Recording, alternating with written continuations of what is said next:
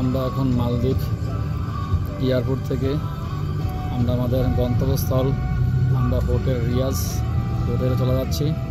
এ হচ্ছে মালদ্বীপের একটি এয়ারপোর্টের সৈকত বলা যায় না, তারপরে সৈকত বলা যায়।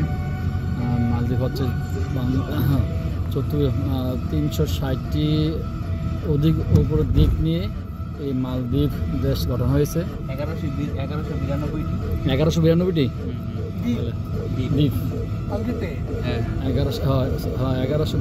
দ্বীপ নিয়ে মালদ্বীপ। আর এখানে অধিকাংশ মানুষ বিদেশি লোক। আর এই মালদ্বীপে বাংলাদেশের প্রায় 1/3 এই বাংলাদেশিরা এদেশে ব্যবসা বাণিজ্য চাকরি আরও অন্যান্য কাজকর্ম করে থাকে। এখানে একটি মোটর সাইকেলের গ্যারেজ।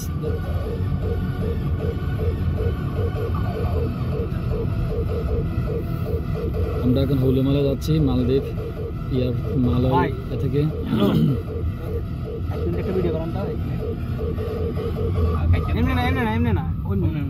মালদ্বীপ নারকেল গাছ দেখা যাচ্ছে, এগুলো হচ্ছে নারকেল গাছ। সমুদ্র সৈকত পার ঘেসে ঘেসে।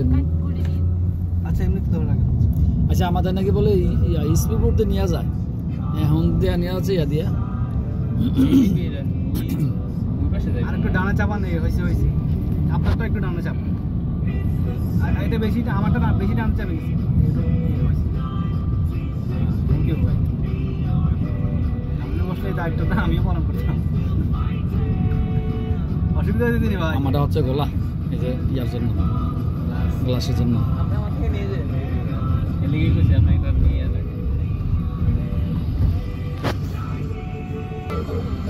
না এইভাবে না, সোজা করে করেন। এটা হচ্ছে মালদ্বীপের একটি ব্রিজ দেখা যাচ্ছে। সম্ভবত আমরা এই ব্রিজ দিয়ে যাব। ধরুন আমি দিব ক্যামেরাটা এভাবে নেন না, ভিডিও এইভাবে দেখা গেছে পরে ভিডিও সামনে একটা সমস্যা।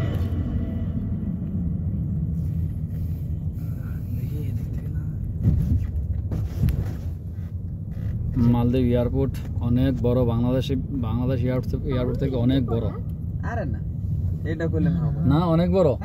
কি কোন বলে আপনি বাংলাদেশ এয়ারপোর্ট ঘুরছেন না? কি কোন না মালদ্বীপ বড়, আন্দাজি নেই। শ্রীলঙ্কা এয়ারপোর্ট বড় কোনটা? শ্রীলঙ্কার এয়ারপোর্ট বড় না। আপনি কি বলেন?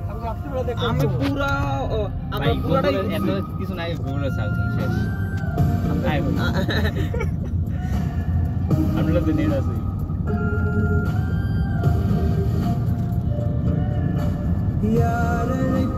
শ্রীলঙ্কা কি আছে?